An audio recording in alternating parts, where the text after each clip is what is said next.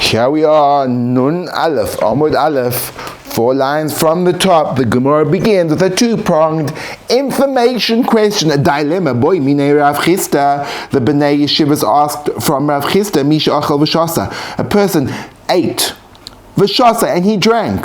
V'loi berach, ober nish gemach de bracha, he didn't make a bracha. Ma'ush yachzor v'yivorech. Should he make a new bracha on the food that he's going to be continuing to eat? That was a question asked to Rav Chisda. Rav Chisda replies, Amalahu, Misha achal shum v'reichoi noidev, yachzor v'yoichel shum acher, kedei she'reichoi noidev? Said Rav Chisda back to them in a slightly sharp tone. He said, well, a person that eats garlic, in order that his breath should stink, he should continue and eat more garlic, so his breath should stink more, implying that because he did one thing wrong by not making a bracha on the food that he's already eaten, he should do another thing wrong and not continue to make a bracha on the food that he's about to eat. That makes no sense. The question is, what were the Rabbanan who asked the Shaila, thinking if it's a boy minay means they were tut stadim, you could make a bracha, could not make a bracha. What would have been the tzad that since you haven't made a bracha now, you should continue not to make a bracha? That is something which is interesting to think about. And the Gemara in part 3 says, Amar Ravina, Hilkach, afilu goma sudaso yachzoi v'yovarech. So Ravina takes it one step further and he says, well, if you're going to make a bracha in the middle of the meeting, of the eating, then even if you finished eating and you're not eating anymore, you should make a bracha to compensate for the food that you've eaten. And he brings a proof to the Sanya, as we saw in a brisa regarding a person who is impure, and he goes into the ritualarium, the mikveh, Tavil v'Allah, he immersed himself and he got out of the mikveh. Omer Ba'aliyasoi, once he's come out of the mikveh, he says,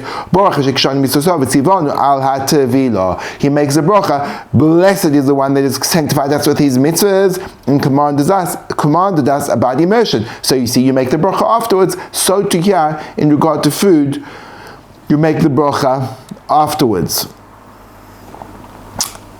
which is a little bit of a strange comparison. Like, what was he thinking? As we'll see in part 4. No, that's not a comparison. Over there, initially, the person wasn't suitable, meaning very often the person was impure with the tumas keri, seminal emission, as we discussed in depth previously, and therefore he cannot make a bracha because he can't say divrei Torah, so there's no way he can do it, and therefore he has to wait until it's appropriate time for him to make a bracha. Whereas over here, initially the person, before he makes the bracha on the food, he can make a bracha, and since he has lost that opportunity were he to have completed his eating without making a bracha, well, there's nothing you can do about it.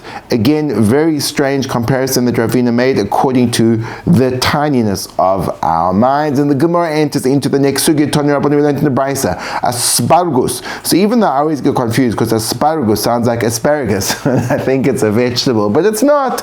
It's a kind of wine drink that had healing properties. Alcoholic, and we're going to see later on, it could also be made from dates and other, I suppose, fermented fruits. Tanya Rabbanan, asparagus, yafel aleiv, it's great for the heart, v'tov le'naim, it helps the eyes, it's good for the eyes, v'kol shken livnei me'aim, and how much more so, it's fantastic for your tummy, for your intestines. V'ragil boy, a person that's used to drinking it, yafel l'chol gufa, it's fantastic for his entire body. We really have to figure out how we can make this stuff. V'amishtaker, and if you get drunk from it, kosh l'chol gufa, it's tough for your whole body, meaning you have to drink it in moderation. Don't get drunk, but if you drink it right, you will be a healthy fellow. Midikatani, now the Gemara makes an inference from the fact that it says Yafel Aleiv, that it's good for the heart. We must be talking about the asparagus, which is made from wine. And it says, and how much more so for the tummy, for our tanya, but did we not learn it in the Brachos? And this is all part 2, which is asking a stira, Lalaat Yafel Ramat Kosher. So this abbreviation of Lamed Ayin Tes stands for Leiv, heart, Ayin, eyes, Tes means Tchul, spleen. Leramat Roish, Reish stands for Roish, Mem, which has a head, Me'ayim stands for the tummy, and Tov stands for Tachtonis, which means hemorrhoids. So there's a brisa that says it is great for your heart, your eyes, and your spleen, but it's really bad for your head, for your tummy, and for hemorrhoids. So how can you say in the previous brisa that if it's good for your eyes, how much more so it's going to be great for your tummy? Over here we see it's not going to be good for your tummy at all. Answers Gemara in part 3. Kitanyahi, that second brisa. Sorry, it's tricky. Kitanyahi, the first brisa was talking about b'meyushan, old, aged wine. Rashi says 3 years old. Kiddush 9, as we learned in a Mishnah. And this is Mishnah we deduce it from this Mishnah, but this Mishnah is talking about a topic which is not directly related. It's talking about the person that makes an oath, and one of the ways you make an oath is you say, this thing should be prohibited to me like a korban, like a sacrificial offering. But instead of using the word korban, you can use a substitute word which is called koinam. That's called a kinoi. So a person says, koinam yain sha'ani toem, which means it should be forbidden upon me, wine like a korban, that I will drink it, meaning I will not drink it because it will be forbidden upon me like a korban. So he makes this oath, and he adds on, and the reason why I'm doing this, says this person, is because I know that wine is really bad for your tummy. And if the people around him, as they hear him making this oath, say to him, the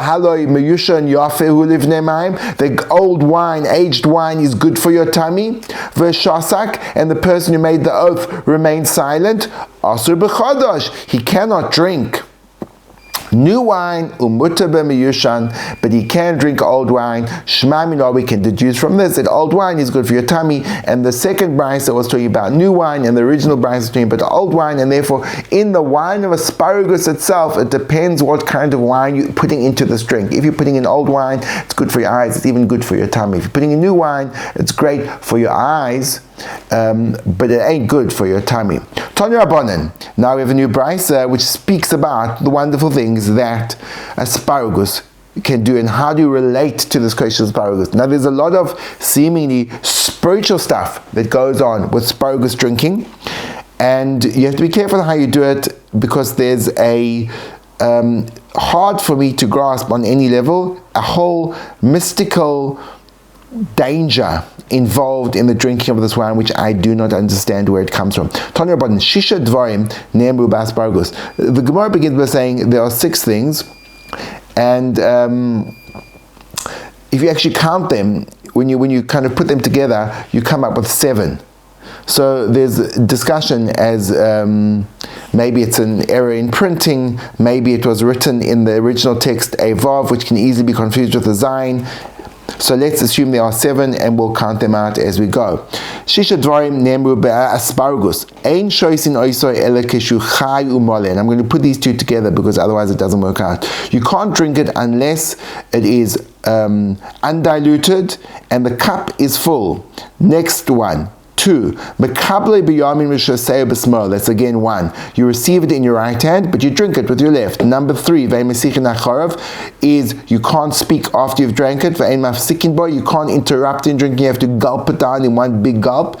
Number 5. Ve'en machzirin oise ela lemishin asno. You can only give it back to the person that gave it to you. Number 6. Ve'rak acharav, and you spit after you have drank it. Number 7, and you can't rely on it but something of its same species, which means after you've drank it, you can't eat something unless the something that you're eating afterwards is made of the same thing as the drink itself. The Gemara asks in part 2, it says that you can't rely on it other than bread. And over here we said it could be anything provided it's of the same species. The Gemara answers, this is talking about wine, and this is talking about beer made from dates. So if it's wine, then you actually have to have after it bread. But if it's dates, you have to have more dates. If it's date brew, then you have to make after it, or you have to have after it all dates. Okay, now the Gemara goes on into part 4. Tani chada lelaat yafe leramat kasher. The one brisa says that for your heart, your eyes, and your spleen it's great, but for your head, for your tummy, and for hemorrhoids it's bad. V'tani idach leramat yafe lelaat kasher. And it says the other way around. It's great for your head, it's fantastic for your tummy, and it stops hemorrhoids. And the other one says it's terrible for your heart, doesn't help your eyes, and it's not good for your spleen. So we have the reversal. The first brisa which says it's good for your eyes, your heart, and for your spleen, that's talking about wine, obviously new wine. And the brisa that says it's bad for those things, but it's good for your head, for your tummy, and for hemorrhoids, that's talking about tanichada. Harbid shikra, that's talking about this kind of beer. Tani chada raka charav aloike. One brisa says that if you spit afterwards, you get stricken with sick. It's not good to spit. You should keep the saliva in your mouth. But Tanya idach loy raka charav aloike. Another one says if you don't spit afterwards, so then you get sick. So how do we reconcile these two seemingly contradictory brisas? Loy kasha. It's not difficult. Harbid chamra, harbid shikra. If it's with wine, do not spit. But if it's with beer or mead, I think that's what it's called, then you should spit, meaning if it's made from dates and other stuff, you should spit. So now that we've deduced that you've said that if you don't spit afterwards when it's made from other things other than wine, that you should spit, and if you don't, you're in trouble. Its waters can be thrown even in front of the king, which means you can spit out even in front of the king. It's not considered disrespectful because it is in order to stop yourself from getting sick. Going on with our mystical continuation, Amr Bishmael ben Elisha, Sidri B'Shomael ben Elisha, Shosha Dvarim Sachli Suriel Sar Apnim. Three things told me, said over to me, Suriel, who's an angel, who's the master of the interior. Now, what does the minister of the interior mean? I know what it means in the government. I have no idea what it means in the spiritual world. He said three things to me.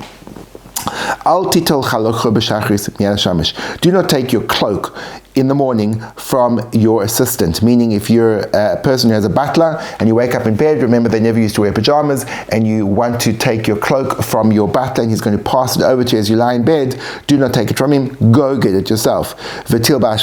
Don't take it, al titol chalucham b'shachris miyad hashamash v'tilbash, rather you should go and get it yourself. Number two, v'al titol yadcha mimi shelo not liyadav. If you're washing your hands in the morning, I don't know if it differentiates, that would be an interesting point, but don't ever seemingly wash your hands from someone that has not washed hands themselves. And it seems to be this is a mystical thing. And do not give back the glass of asparagus unless you're giving it back to the person that gave it to you, because tachaspis, which is a group of demons or a group of aggressive angels, a group of or a group of really kind of aggressive angels, they are waiting for the person, and they say, when will the person come to one of these things, relocate, and he'll become trapped, and we'll be able to get him. So therefore he shouldn't do these things because it's dangerous. Pshib Levi says there are three things that the angel of death told me. We heard this. Don't take your cloak from the butler in the morning and get dressed, and don't have your hands washed from someone that hasn't washed their hands themselves. And don't stand in front of women when they're coming back from the dead person, meaning from a funeral. The reason is because I, says the Melech HaMavis, I'm dancing and I'm coming in front of them. And I have my sword in my hand. And I have the permission to assault. And if you do bump into these women coming back from the funeral, what should you do? What is your rectification? Move from your place. You get 4 amas away from where you are. If there's a river, go to the other side of the river. If there's another way if there's another path, not the path they're going along, go on the other path.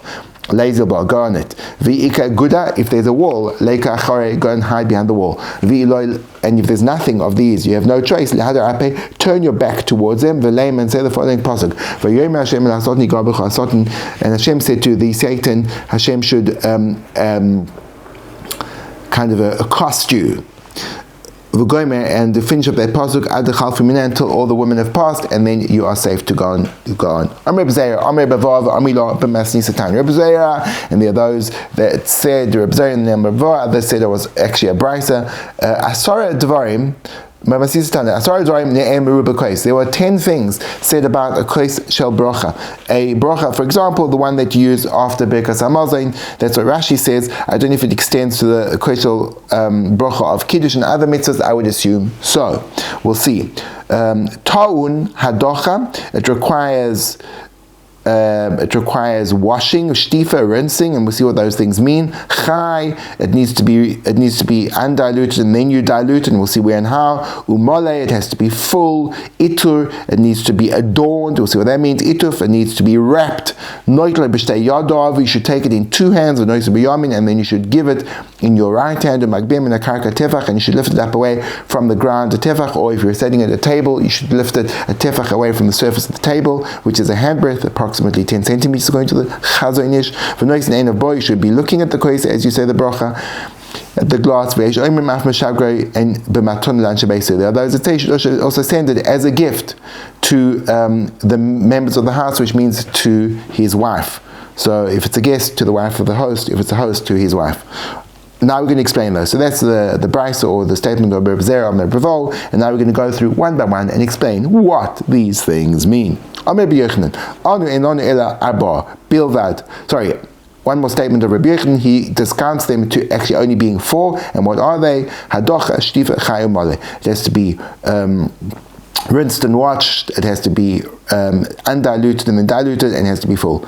Now we're going to explain what those things are. Tana, hadocha mibifnim. So hadocha, rinsing, is from the inside, v'shtifa, and washing is from the outside. So you have to wash it from within and from without. Now we're going to male. If you make a bracha on the kos which is full, you're given an inheritance which has no boundaries. It says it's full. The bracha of Hashem, meaning the kos bracha, this glass of bracha. Yom v'darim Yerusha, the west and the south you shall inherit, meaning you'll have a huge inheritance. Rabbi Yosi, meaning of a life. Rabbi Yosi Bar Chanina goes even further, and he says you are merited both worlds, both this and the next world, and that's an important thing. So therefore, don't underestimate the power of a full glass when you're making a bracha on the kosher bracha. Itur, what does it mean adorn? Rav Yehuda said when you're making the bracha, you should have your talmidim all sitting around you, around the kos. Rav Chisda had another approach. He would surround the glass of wine, which has the wine to make the bracha on, with another series of glasses. He'd arrange a series of glasses around it, of cups around it, which actually many people have the custom to do. I think it may even be based on the Vilna Gaon, that when they make Kiddush, for example, they put 6 cups, I don't know why 6, around the original cup of the person making Kiddush. What about, so the Gaon and others take out the word Omer B'chonon, it doesn't seem to make sense, so we go on to the word B'chai. What does it mean that it's undiluted? And in the blessing of the land, meaning that you actually leave it undiluted, but when it gets to Noid L'cha, you pour in water.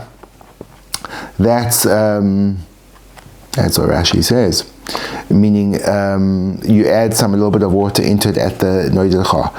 I suppose it's to make it drinkable. Ituf, what does it mean that you have to wrap it? Rapapa matef v'yasi. Rapapa would wrap himself with his talis, with his cloak around his head, like we put our talis over our heads, and then he'd make the bracha that way. Rav Asi paris sudra reisha. Rav Asi would put his turban on his head. So it could be that this is the source for people wearing the hat for benching. You should hold it in 2 hands. Where do you get the fact that you have to hold it in 2 hands from? Because it says, lift up your hands, both of them, and then you should bless Hashem. Then you should put it into your right hand. So Rishonim had a shaila. They had a question. They said, can you actually hold it in your right hand and then support your left hand so it's easier to hold? So